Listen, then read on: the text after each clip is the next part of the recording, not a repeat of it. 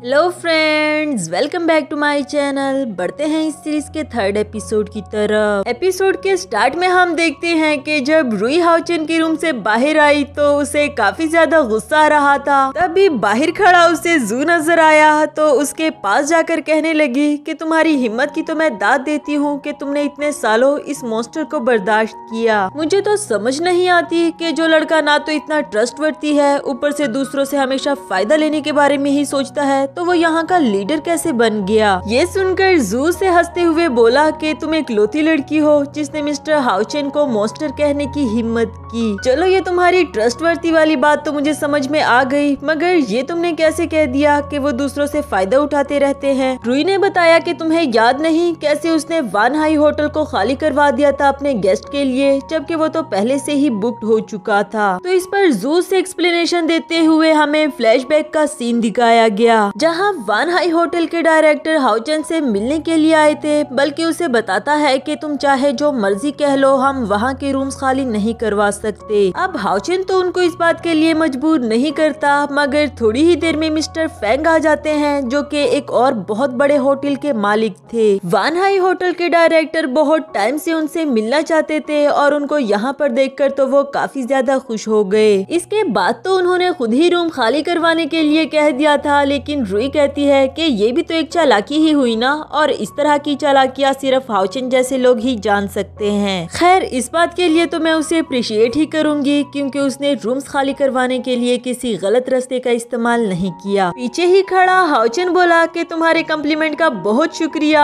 जो सुनकर रुई तो काफी ज्यादा एम्बेरस हो जाती है। जू भी फौरन से रुई को छोड़कर ड्राइविंग सीट संभाल लेता है, यानी कि अब रुई को ही उनका सामना करना पड़ेगा। अच्छी बात ये थी कि वो रुई को सिवाय घूरने के ज्यादा कुछ कहता नहीं, जबकि रुई भी एम्बेरसमेंट के मारे उससे नजरें नहीं मिला पा रही। खैर, अब रुई उसके लिए कार का डोर ओपन करती है और उनके जाने के बाद उसने शुक्र अदा किया कि चलो सर से बला तो टली। दूसरी तरफ जू कह रहा था कि उस लड़की ने तो आपके खिलाफ कितना कुछ कह दिया, मुझे तो लगता है कि वो आपके अगेंस्ट कुछ ना कुछ बड़ा प्रिपेयर कर रही होगी। मुझे लगता है कि आपको उसे उस मैगजीन के बारे में एक्सप्लेनेशन दे देनी चाहिए थी, ना कि उसे ऐसे अपने अराउंड रखना चाहिए। हाउचेन कहता है कि वो बहुत ज्यादा जिद्दी है, तब से लेकर आज तक वो बिल्कुल भी चेंज नहीं हुई। अगर सिर्फ उसको एक्सप्लेनेशन देने से मेरी बात उसे समझ आ जाती तो शायद वो मैगजीन कभी भी बंद ना होता। इसीलिए मैं चाहता हूँ कि वो इस क्लब में रहकर खुद ही सच्चाई का पता लगाए। नेक्स्ट सीन में रुई लटके हुए मुंह के साथ अपना सामान पैक कर रही होती है, तो जूस के पास आकर पूछने लगा कि तुम अपने ऑफिस के फर्स्ट डे पर सामान क्यों पैक कर रही हो। रुई बोली कि मिस्टर हाउचेन ने खुद ही तो कहा था कि मैं अपने टास्क को कंप्लीट करने में फेल हो गई हूँ, इसलिए मुझे तो लगा कि उन्होंने मुझे जॉब से निकाल दिया है। वो बोला कि मुझे तो बॉस ने खुद ही बताया कि कल तुम्हारी इंटर्नशिप का लास्ट डे था और आज तुम्हारी जॉब का फर्स्ट डे है। अब ये बात सुनने के बाद तो रुई बहुत ज्यादा खुश हो गई थी कि बॉस उस पर इतना ज्यादा मेहरबान कैसे हो गए, और फिर भागते भागते जाकर हाउचेन के सामने खड़ी हो गई। उसे तो इसकी ये उल्ट पटांग हरकतें समझ में नहीं आ रही थी, मगर वो बोली कि कुछ नहीं, मैं तो बस आपके लिए डोर ओपन करना चाह रही हूँ। लेकिन हाउचेन को कैसे सुकून आने वाला था उसे सताए बगैर, इसलिए उसे कहता है कि रूम नंबर 1 में वाइन का बॉक्स पहुंचा कर आओ। रुई तो बड़ी हैरानी के साथ बोली कि मैं, जिस पर हाउचेन बोला कि हाँ, तो और यहाँ पर कोई है क्या जिसे मैं कह सकूं। बेचारी रुई वो तो मना भी नहीं कर पा रही थी, क्योंकि आज ही तो उसके जॉब का पहला दिन है। नेक्स्ट सीन में वो भारी सा वाइन बॉक्स लेकर जा रही होती है और खुद से कहती है कि इस बार तो मैं खुद भी अपनी हेल्प नहीं कर पा रही। इधर हाउचेन जू से कहता है कि तुम्हें क्या जरूरत थी वो वाइन का बॉक्स वहाँ तक पहुँचाने की, इसके लिए तो मैंने रुई को बोला था। जिसके जवाब में वो बोला कि मैंने तो बस रुई को वो भारी बॉक्स उठाते हुए देखा तो मैंने उसकी मदद करनी चाहिए, और वैसे भी इस तरह के स्टफ के लिए तो हमारे पास स्कूटर अवेलेबल है ना, तो आपने इसके बारे में रुई को नहीं बताया क्या। हाउचेन बोला कि अच्छा, मैं तो उसे इस बारे में बताना भूल ही गया था। जूस को बड़ी अजीब नजरों के साथ देखते हुए कहने लगा कि बॉस, रुई ने आपको कहीं ऑफेंड तो नहीं किया जो आप उससे इस तरह का बदला ले रहे हो। लेकिन हाउचेन का चेहरा देखकर उसे लगा कि शायद मैंने कुछ ज्यादा ही बोल दिया। फौरन से सॉरी करके ऑफिस से बाहर चला गया। फ्लैशबैक के सीन से हमें दिखाया गया कि जिस दिन रुई लिन से मिली थी उसी ही दिन हाउचेन को लिन की कॉल आई, जो उसे कहती है कि तुम्हारी गर्लफ्रेंड थी और तुमने मुझे इस बारे में बताया भी नहीं। आज तुम्हारी गर्लफ्रेंड ने जिस तरह मुझसे बात की, मैं बहुत ज्यादा एम्बेरस हुई। हाउचेन पहले तो सुनकर बहुत ज्यादा हैरान हुआ, लेकिन बाद बाद में उसे बात समझ में आ गई और वो कहता है कि मैं उसकी तरफ से तुमसे माफी मांगता हूँ। लेकिन इस बात से उसे कुछ ज्यादा गुस्सा नहीं आया कि रुई ने उसे अपना सीक्रेट बॉयफ्रेंड बना दिया है, यानी कि इसीलिए ही वो रुई को परेशान कर रहा था।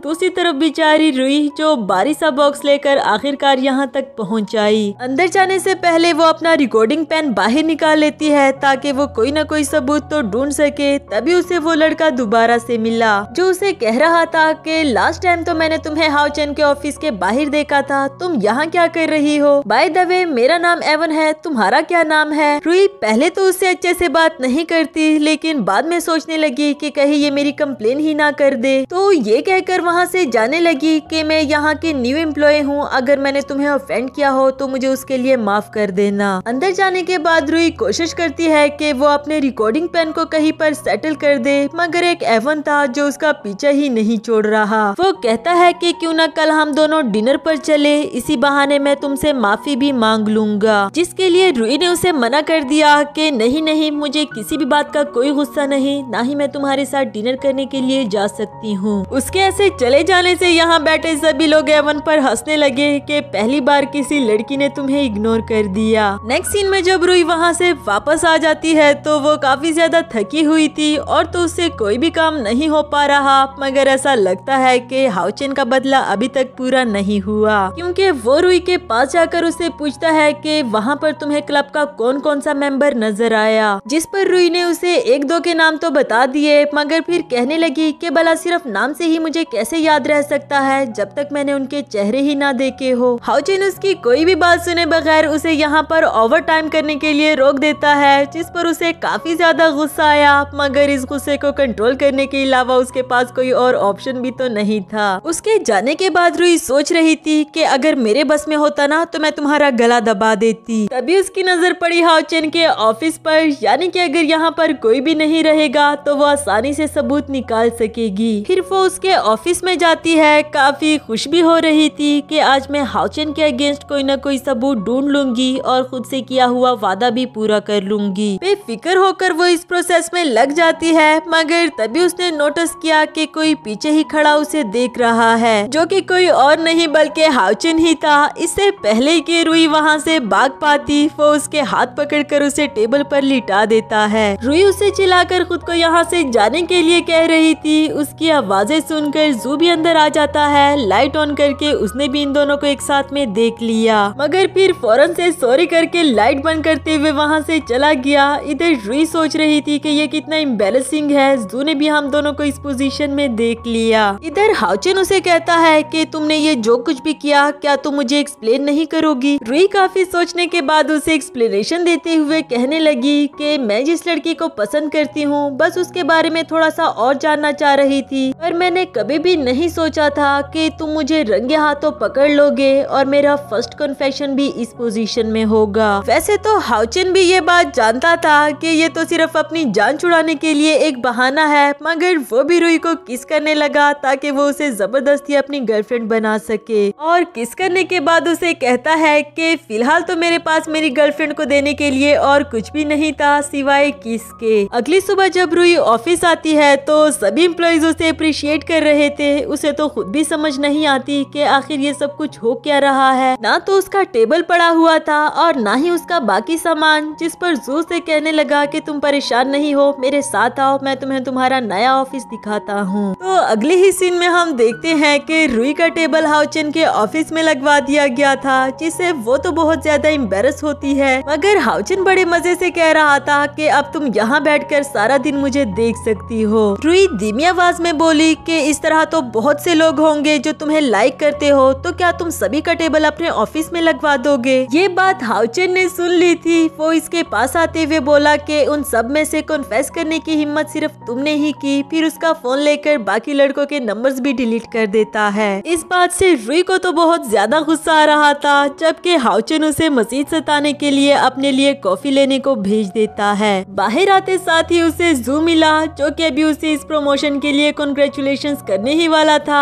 मगर रुई बोली कि कल रात तुम मुझे बचा नहीं सकते थे क्या, जो अब मुझे इस मॉन्स्टर के साथ रहना पड़ेगा। वो बोला कि भला इसमें मैं क्या कर सकता था, अब मैं तो हाउचेन का असिस्टेंट हूँ, मुझे तो उसकी बात माननी होगी। फिर गलती भी तो तुम्हारी ही थी ना, तुम्हें क्या जरूरत थी ऐसे चुपके छुपाते हुए उनके रूम में जाने की। हाँ, एक मिस्टेक मुझसे जरूर हुई कि मैंने तुम्हें इस बारे में नहीं बताया, बॉस के ऑफिस का लॉक उसके वॉच के साथ कनेक्टेड है। ये सुनने के बाद तो रुई और भी ज्यादा गुस्सा हो गई। वो कहती है कि तुमने जरूर मेरे अगेंस्ट हाउचन से हाथ मिला लिया होगा। अब खबरदार तुमने 24 घंटे के लिए मुझसे बात भी की तो। तभी उसे याद आया कि मैं तो कुछ भूल गई थी। अगले ही सीन में वो उस रूम में जाकर अपना रिकॉर्डिंग पेन ढूंढती है, मगर जहाँ उसने सेट किया था वो वहाँ पर तो नहीं पड़ा हुआ। ढूंढते ढूंढते वो क्लब से बाहर आ गई थी, जहाँ सामने हाउचन खड़ा हुआ था और वो दोबारा से उसके मुंह तो नहीं लगना चाहती, इसलिए चुपके छुपाते हुए वापस जाने लगी। इससे पहले ही हाउचन उसे देखकर उसे रोक देता है और अपने पास बुला लिया। अचानक से वो रिकॉर्डिंग पेन उसके हाथ में देखकर तो रुई काफी ज्यादा शॉक्ड हो गई और फिर गार्ड्स को भी अपनी तरफ आते हुए देखकर तो वो और भी ज्यादा डर जाती है। मगर लकीली वो यहाँ किसी और काम से आए थे। हाउचन भी उसे उसका रिकॉर्डिंग पेन वापस करते हुए बोला कि अपनी चीजों का ख्याल रखा करो, अगर दोबारा तुमसे कोई भी चीज गुम हुई तो तुम्हें वापस नहीं की जाएगी। जब रुई ने उससे पूछा कि आपने मेरी डायरी को सुना तो नहीं, तो इस पर हाउचन बोला कि हमारे क्लब में प्राइवेसी को सबसे ज्यादा वैल्यू किया जाता है, तो भला मैं इसे सुनकर तुम्हारी प्राइवेसी को कैसे तोड़ देता।